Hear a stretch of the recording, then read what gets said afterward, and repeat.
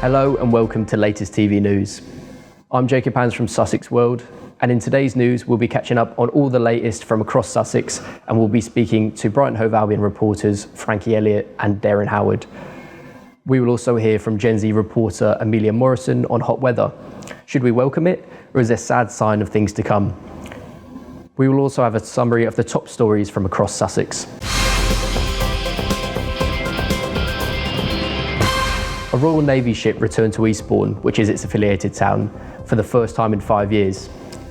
HMS Puncher, a P2000 Royal Navy patrol vessel, visited Sovereign Harbour from June 12th to 15th, and residents were able to board the ship on June 15th with no tickets required. The ship's commanding officer, Lieutenant Alex Snow, said he was delighted that one of his first actions was to return with HMS Puncher to her affiliated town of Eastbourne for the first time since 2018. The Care Quality Commission said Dawley House Residential Care Home in Bedford Well Road, Eastbourne, received a good overall rating following an unannounced inspection. The care home received a good rating for all categories, which include safe, effective, caring, responsive and well led. Sussex Police said they responded to a report of a possible historic ammunition being found at Holywell Beach in Eastbourne on Saturday, June the 10th. Police said the incident happened at around 9:57 a.m. and explained that the area was cordoned off to protect the public while the incident was assessed by the Explosive Ordnance Disposal Team, who concluded that the item was an old engine part. In Hastings, hundreds of people dressed up in pink and braved the heat to take part in the Race for Life event at Alexandra Park. The national event is one of the biggest annual fundraisers for Cancer Research UK, and many of those taking part were running in memory of a loved one. Many runners made the journey from Bexhill and the surrounding towns and villages to take part. The current heatwave is also responsible for the rapid increase of brightly coloured blue and orange jellyfish in the shallow waters by Hastings, where they have been coming into contact with swimmers. There have been a number of reports of people being stung, but luckily the stings are not generally dangerous and have been likened to being stung by a stinging nettle. One local woman said her son has been stung 3 times while swimming. The creatures are believed to be compass jellyfish. The compass jellyfish feed on small fish, crabs and even other jellyfish. Once they have stung something, jellyfish often leave their tentacle behind and can continue to sting using it even when it's not connected to their body. They are common off the southern and western coast of Britain in the summer months. Crazy golf fanatics from all over the world descended on Hastings this month as the town hosted the 20th World Crazy Golf Championship. Players came from as far as Australia to take part, and Robert Schwartzman became the first American woman to take part in the tournament's 20-year history. The event, held at the Hastings Adventure Golf Courses on the seafront, enjoyed perfect weather and saw Adam Keeley crowned champion. He took away a trophy and £1,250. Earlier on, I spoke to Gen Z reporter Amelia Morrison about climate change. Today, I'm here with Amelia Morrison, our Gen Z reporter, and we're going to be speaking a little bit more about climate change and how it's impacting Sussex. So Amelia, obviously we're experiencing this fantastic weather at the moment, but it's been underlined by the threat of climate change. Do you think that sort of takes away from the beautiful weather we're having at the moment? I think it's lovely to have the hot weather, and we see everyone down on the beach and having a lovely time, and people are really looking more happy. But I think it does remind everyone that there is climate change and there is a climate crisis right now. Seeing the weather increase by 10 degrees since 10 years ago, I think it should really bring to the front of people's minds how much climate change is an issue at the moment. And how serious do you think Sussex residents should be taking the climate emergency?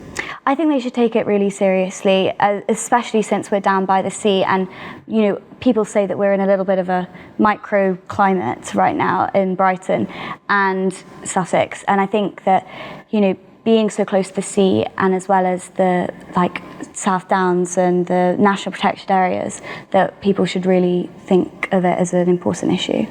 And obviously we've seen how it's been impacting Sussex recently with what's happening with Millionaires Row with the coastal erosion. We've seen a lot of coastal erosion from Burling Gap across the Seven Sisters and across Beachy Head.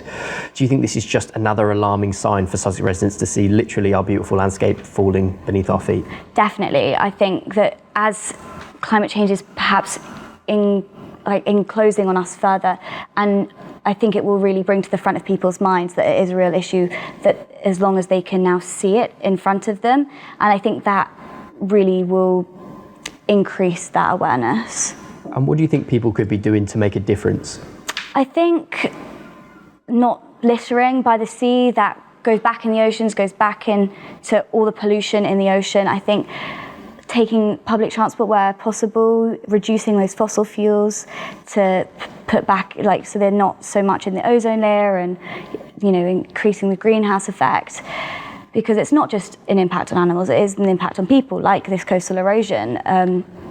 So I think people could also perhaps shop more sustainably and not give in to fast fashion as much, because all that does is end up in landfills and increase the climate crisis further. And just do normal everyday things like recycle. Make sure you're putting your paper in the paper bin and then your plastic in the plastic bin. And one thing I've noticed since moving to the county is that the Sussex residents seem very passionate about the environment and the local wildlife. Why do you think it is that Sussex residents are so passionate about climate change and protecting the environment around us? Well, obviously, we're kind of the home of the Green Party, and recently Caroline Lucas has stepped down as the MP she's resigning in the next election, stepping down. And I think that really opens up a lot of questions to what is to come next for the future of the Green Party and the future of, you know, Brighton and Hove and Kemp Town, about what is to come, because I think Brighton really does resonate with the Green Party and the climate impacts here, like I say, because of the closeness to the sea and the countryside so close to us. I think everyone moves to Brighton to kind of think forward and think in a young and new way. And do you think there's other areas of the UK that could be taking inspiration from Brighton and Sussex about how they're very conscious about the environment and the wildlife? I think the UK as a whole does pretty well. I think there's quite a wide awareness of the climate crisis. Lots of seaside towns, I think, I hope implementing the same things as Sussex does about the sea, and then lots of countryside people who live there are very aware of that as well. So I think, to my knowledge, I think it's quite a widespread thing, but I think it's just about increasing that awareness and really nailing down on that message. And obviously you're quite young, you're part of the Gen Z's generation. How do you think you view climate change differently from someone who is perhaps older, maybe in their 50s or 60s? I think for me, and probably people of my generation, I know that it's my future that's being affected, whereas people who perhaps older generations don't see their future as long as people my age do. Young people really know what's ahead and want to keep preserving the country for their generations to come. And I think that's a lot closer to them than perhaps the older generations. Although I think they do have an awareness of it sometimes and do know that they want to try and reduce impacts of climate change for their younger generations as well. So do you think that is something you're seeing? You're seeing maybe the older generation taking a bigger interest in climate change and the climate emergency? I think so, definitely, as the government has declared a climate crisis. I think the older generations have definitely got it more in the front of their minds, what is happening and what needs to change.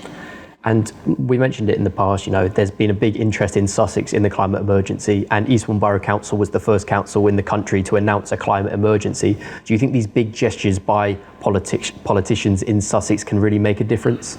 I think definitely, especially showing us, you know, that Brighton and Hove is the one seat for the Green Party. I think the Labour Party is also, you know, bringing in these climate policies. And especially as the Labour Party has more dominance over the Sussex area now, with the new council elections and everything, I think that it's something that is definitely increasing awareness about, and how Sussex can hopefully put that further up into the government and into their policies.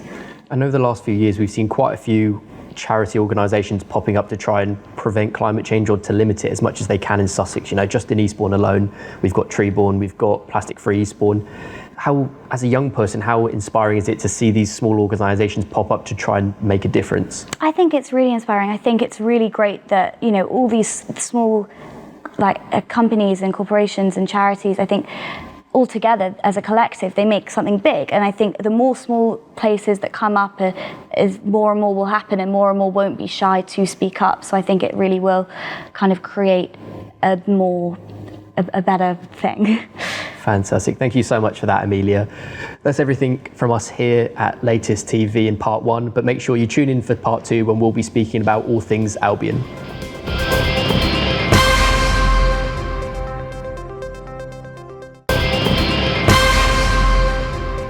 Welcome back to part 2 of Sussex News. Today we're going to be speaking to sports reporters Derren Howard and Frankie Elliott about all things Albion. Hello, my name is Frankie Elliott. I'm a Brighton Hove Albion correspondent. I'm joined by fellow Seagulls expert Derren Howard to talk about all things Brighton Hove Albion, with a lot of activity going on in the last couple of weeks with the club. Derren, obviously the transfer window is now open and all the rumours and deals have begun to take place. Mm-hmm. The first one, of course, the major talking point from the last week is Brighton's World Cup winner Alexis McAllister joining Liverpool in a deal believed to be around £35 million. How do you think the move will affect the club and the player himself? I think it's a great move for Alexis McAllister. He's been excellent for Brighton for the last 3 seasons or so. It took him a while to really find his best form. I think for when he first arrived, it was back in the COVID times, and it took a while to settle coming over from Argentina, and I think that disrupted his progress somewhat to start with. But once he found his rhythm, you could really tell that he was a world-class player.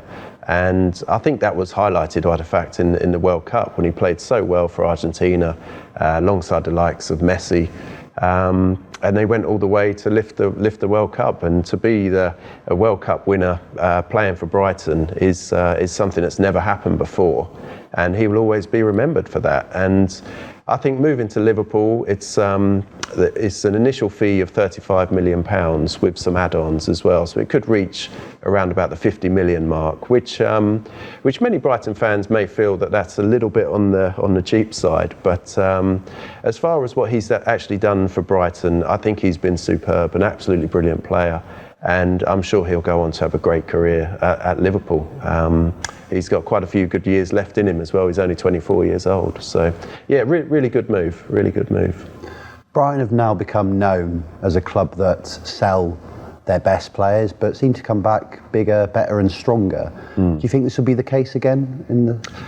I think with McAllister, he's going to be tough to replace, but Brighton have a number of young players who are coming through. You could see towards the end of last season, Julio Enciso, I thought he was excellent towards the later stages. He's only sort of 18, 19. So I think he's one of the players that can adapt and move into the role that McAllister's left. So I think he's a great player to watch out for Brighton this season. Remember, he got the goal of the season as well for the Premier League for that screamer he scored against Man City. So I think he's going to be a player who Brighton can look to, who can help cushion the blow of McAllister leaving. And then also they're looking to bring in a player from Borussia Dortmund as well, Mahoud Dahoud, who's going to arrive on a free transfer. Hasn't been confirmed as yet, but it looks likely that it's going to happen. And he's a similar sort of player to McAllister, very technical midfielder who can perhaps play in that number 10 role or the attacking midfield areas, and really help to De Zerbi.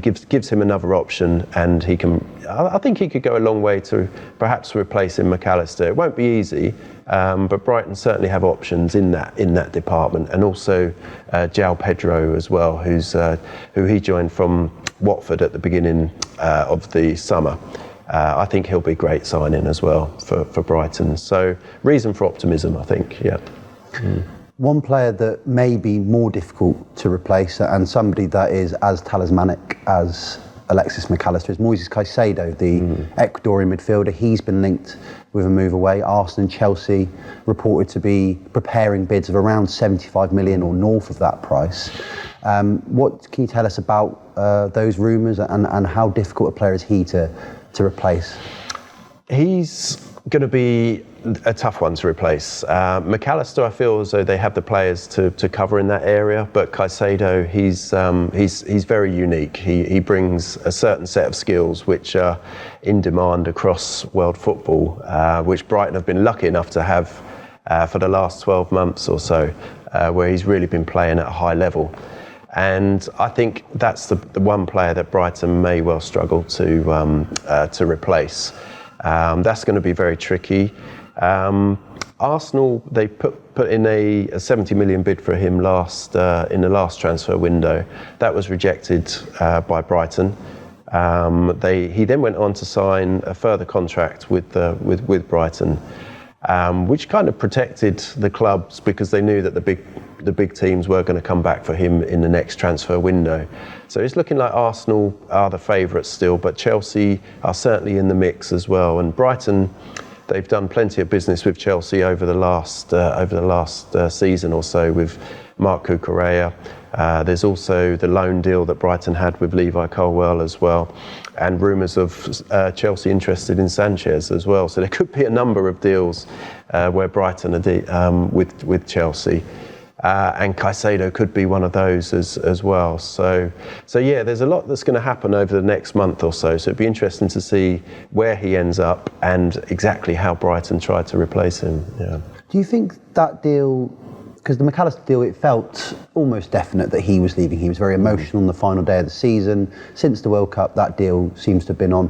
Caicedo, difficulties in January with him, agreeing a price. Again, it seems like a price is not yet to be established where Brighton, what they expect to be paid by these clubs. Is this a definite, or could this rumble on for a bit longer? I think it's going to be one of those, but you always get one transfer each summer that tends to dominate the headlines, and I think this could be one of those that rumbles on for some time. Ideally, Brighton would like to get it one way or the other fairly quickly. I think there's still some hope that he could stay this summer. There is some hope within the club that they've lost McAllister, and losing Caicedo as they prepare for the Europa League football next season maybe a little step too far for some people at the club. But if a big offer comes in, if you're talking the likes of north of 70 million, 80 million, that's a lot of money for a club to turn down. So, especially when you consider that Brighton signed him for 4 million only perhaps 2 years ago. So that would be a huge profit for the club and a lot of money for them to turn down. So I think there is a slim chance he might stay, but I think he probably will leave this summer, unfortunately. Yeah. And another player that's been dominating the headlines for Brighton recently is Levi Colwill. Very successful loan spell from Chelsea last year. He's a young centre-back that is admired both on the international stage and in the Brighton camp and the Chelsea camp as well. And they put in 2 bids already this summer, 30 million and 40 million pounds respectively. These are big bids. The £40 million bid would be a record break for Brighton. Can you tell us a bit more about whether you think this deal will go ahead or what you expect to happen for the young defender in the future? Brighton wants it to go ahead. Roberto De Zerbi, the manager, he's a huge fan of Levi Colwill. He's only 20. And he became a trusted member, even though he was only on loan. De Zerbi really likes him. He's a complete modern day centre back, really, and he plays to De Zerbi's style perfectly.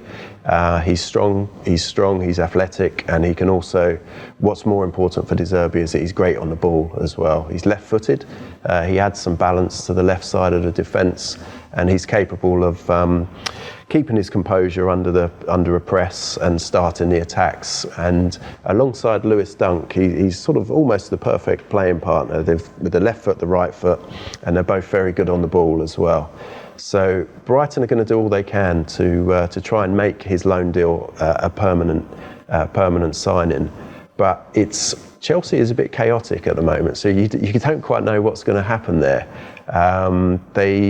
They have a number of players within their squad. They're going to need to sell at some stage, and the new manager, Pochettino, who's arrived last month, he's got a big decision to make as to which players he keeps and which players he wants to move on. And Levi Colwill certainly comes into that category. Brighton will hope to get him. I hope they can, but nothing's certain as yet. But if they did, he would be a great signing for the club. Yeah. What's already been confirmed is that João Pedro is signing for a record-breaking fee of £30 million, and it seems very close to announcing the signing of James Milner on a free from Liverpool, and obviously you said Maho Dahoud from Borussia Dortmund. Those 3 players and the early business has already been concluded. What do you think this is good business? What do you think this represents for Brighton? I think it's very shrewd. Brighton are known for their sort of clever approach in the transfer market. They don't waste money. They certainly haven't in the last few seasons. They look to buy young players who have the potential to develop, improve, and then hopefully a couple of seasons down the track they can sell on for a profit. And João Pedro, he's still young enough to come through as well and improve. So he's got Premier League experience.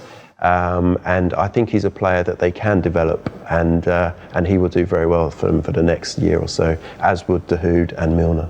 Excellent. Well, as always, Brighton will have a very, very busy summer, and we will keep right on top of it. But right now, it's back to Jacob in the studio. That's everything from us here at Latest News. Thank you for tuning in. And if you'd like to read more about all the stories across Sussex, please visit sussexexpress.co.uk.